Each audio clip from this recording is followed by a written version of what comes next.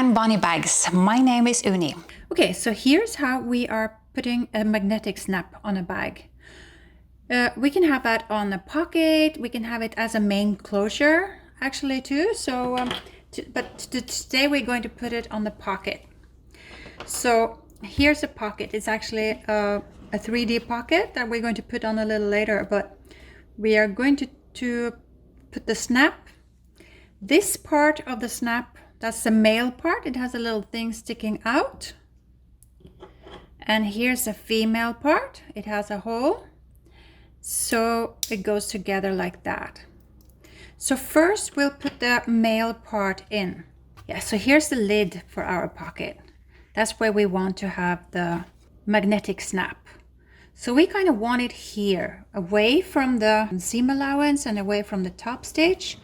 So maybe right there, let's mark that up. There is the center, because I already clipped a little mark there for the center. So we use a little washer. There's a hole in it. We mark where we are going to cut here to put these prongs. You see these prongs? We have to stick in there. I have interfaced this lining with woven interfacing, and now we are going to just cut little holes so we can get the prongs through. Not too far, so be very controlled about this.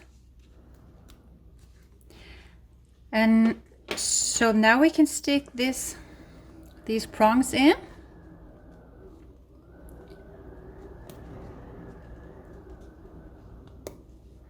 And we want it extra strong, so we want another little thing to reinforce on the back there.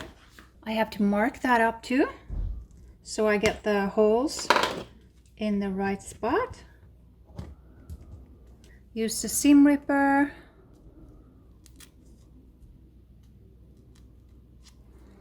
And then put it on here. And now we can put the washer in.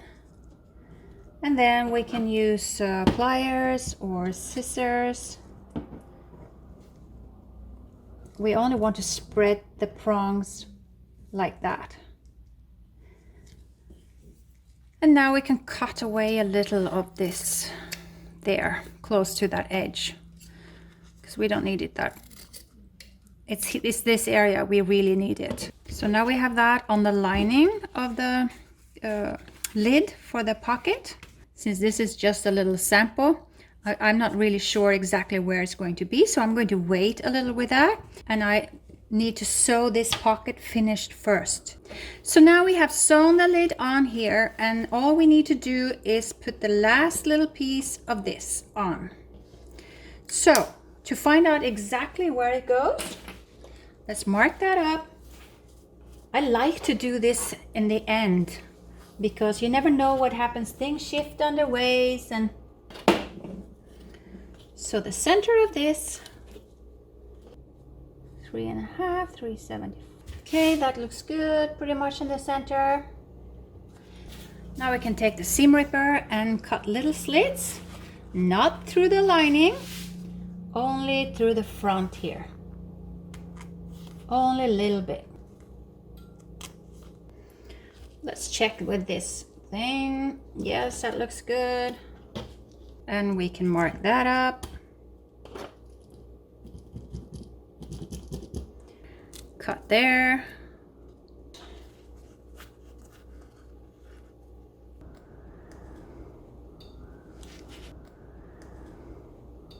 There, and then we take the washer, and we can use pliers to spread these, or we can use our fingers.